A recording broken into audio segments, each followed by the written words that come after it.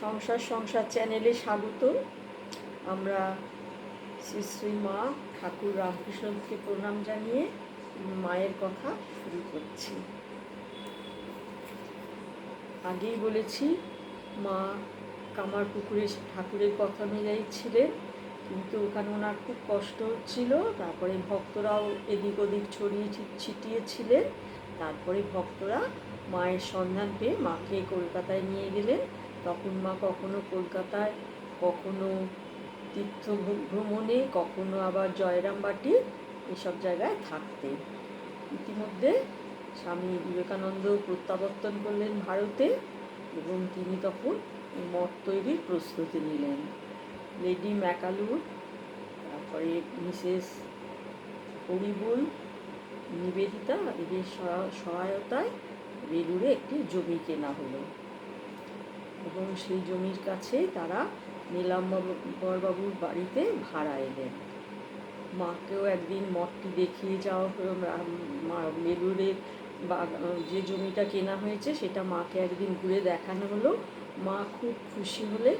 আর মা বললেন, উনি দেখতেন, গঙ্গার ওপার থেকে দেখতেন আর ভাবতেন যে এই বাগান, এই বাড়ি, এখানেই ঠাকুর থাকেন, এখানেই ঘুরে বেড়ান। তিনি অনেক দিন আগে থেকে সেটা দেখতে পান।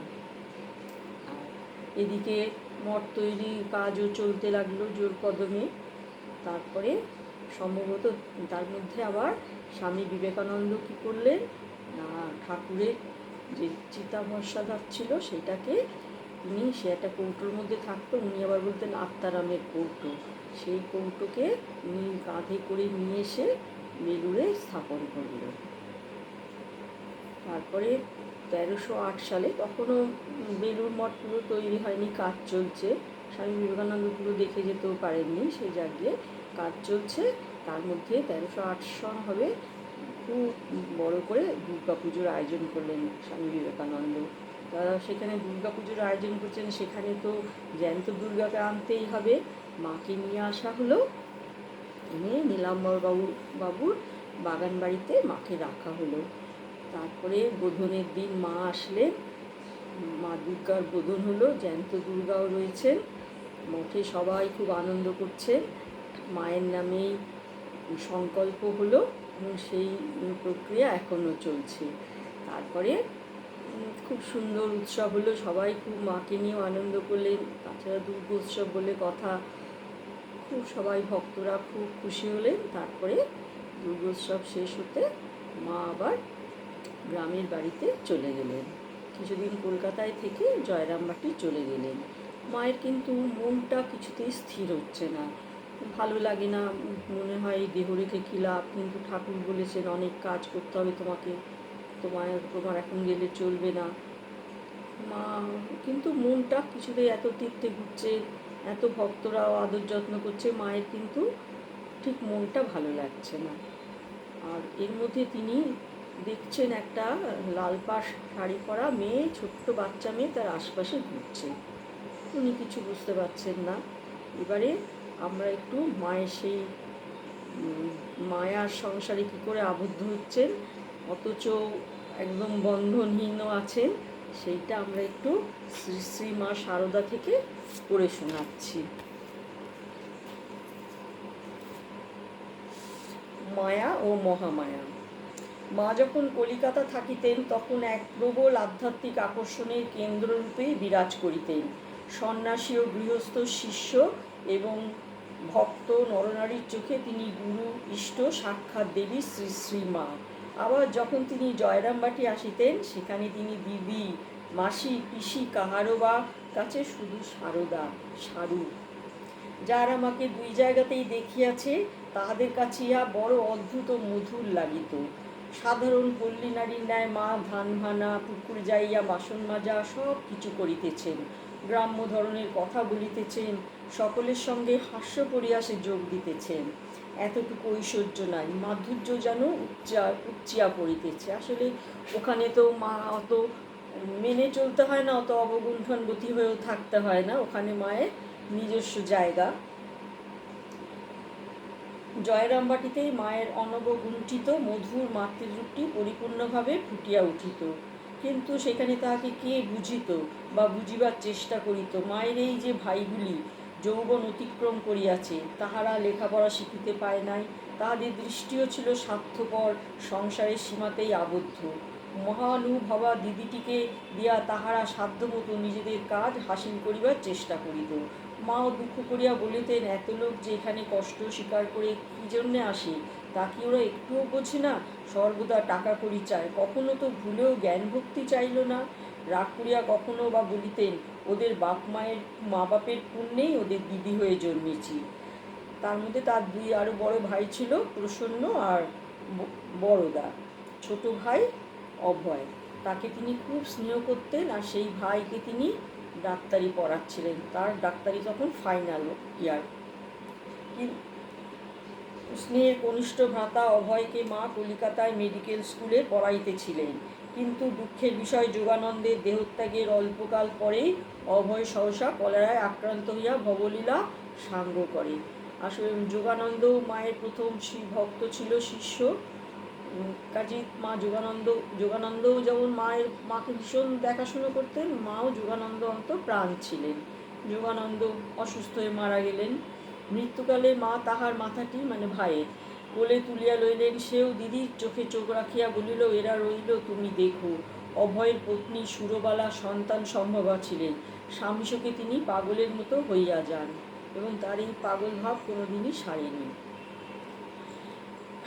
এদিকে মা যখন একের পর এক বিয়োগ ব্যথা পাইয়া সংসারের সকল আকর্ষণ হইতে মনকে মুক্ত করিয়া নিরলম্বন হইতে চান, তখন শ্রী শ্রী ঠাকুর একটি ওই ছোট মেয়েকে সঙ্গে আনিয়া মাকে দর্শন দিয়া বলেন, এই যোগমায়ার অংশে জন্মগ্রহণ করেছে, তোমার মন সংসারে বেঁধে রাখবে। যথাসময়ে সুরবালার একটি কন্যা হইল, কিন্তু তাহার উন্মাদিনী ভাব সারিল না।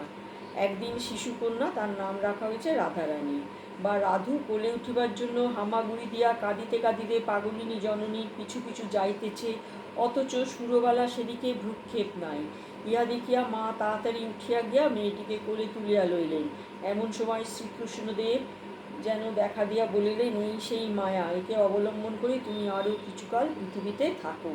সেই দিন হইতে মা তাহাকে লালন পালনে সম্পূর্ণ ভার গ্রহণ করিলেন ও সর্বতোভাবে তাহাকে যত্ন করিতে লাগিলেন। রাধুর তাহার মাতৃস্নেহের অনেকখানি অধিকার করিয়া বসিল। রাধুর ব্যবহারে সরলতার সহিত একগুঁয়েমি অদ্ভুত সংমিশ্রণ সকলের চোখে পড়ত। মাকে খুব জ্বালাতন করতেন, সেই কথাগুলো আমরা পরে বলবো। মা বলে তাই সহ্য করেছেন, আমরা হলে পারতাম না কোথায়। তাহার স্বাস্থ্য বিশেষ ভালো থাকিত না, বড় হইবার সঙ্গে সঙ্গে মানসিক দুর্বলতাও দেখা দিল। রাধুর চিন্তা মাকে সর্বদা সংসার ব্যাপারে নিযুক্ত রাখিত।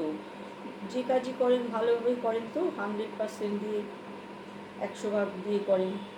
দেবী ভক্তেরা অনেকে ভাবিত রাধু মায়ের অতখানি ভালোবাসার যোগ্য কিনা। একদিন জনৈক ত্যাগী ভক্ত বলিয়াই ফেল, রাধুর ওপর তোমার বড় আসক্তি। মাও সঙ্গে সঙ্গে উত্তর দিলেন, কি করব বাবা, আমরা মেয়ে মানুষ, আমাদের এই রকমই। শেষের দিকে রাধুর কথা উঠলে মা বলিতেন, শুদ্ধ মন যখন যেটা ধরে 16 আনা ধরে। বিদ্যুৎ যখন চমকায় শাসিতেই চমকায়, কিন্তু খড়খড়িতে কিছু হয় না।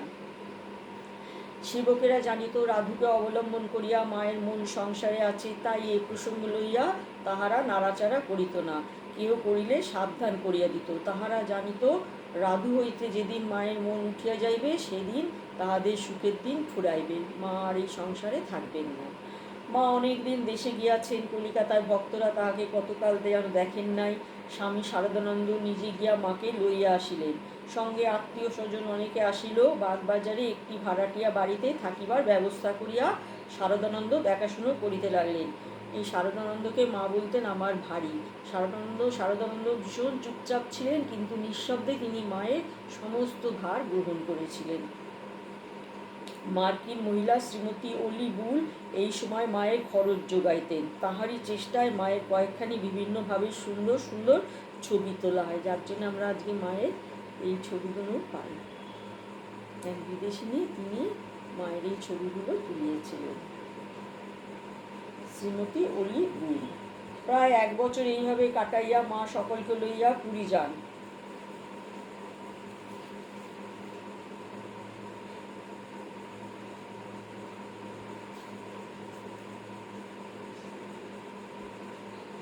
মা আবার পুরী চলে গেলেন। এদিক ওদিক মা তো ঘুরে বেড়াতেন। আমরা এবারে একটু মায়ের বাণী পাঠ করি।